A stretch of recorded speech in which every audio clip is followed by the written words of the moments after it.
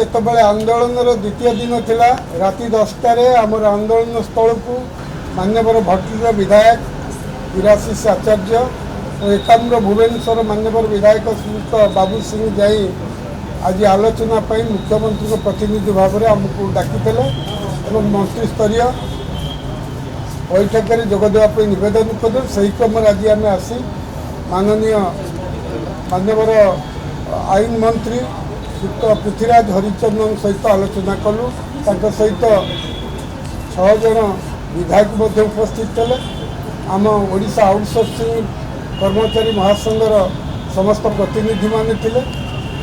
आलोचन आम समस्त विषय 3टी दाबीर युक्तिसंगत दिगगुड़िक व्यापक आलोचना कलु।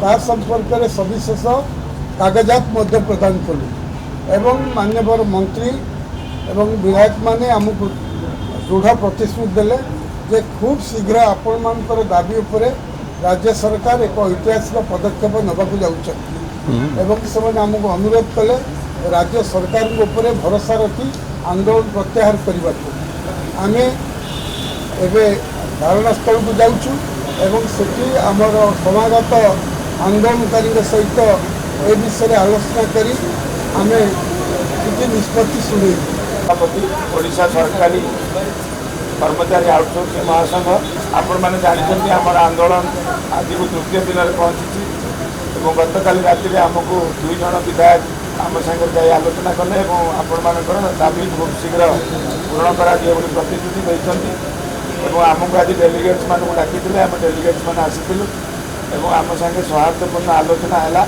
आलोचना जहाँ निष्कर्ष बाहर आम जा आंदोलन स्थल में आमर जो हजार हजार कर्मचारी मैंने अच्छा आगे कहूँ जदि से राजी है आपण मान मध्यम पुणी आंदोलन प्रत्याहार करूँ कि चालू रखू जनइबू। संजय पट्टनायक सभापति ओडिशा सरकारी आउटसोर्सिंग कर्मचारी महासंघ।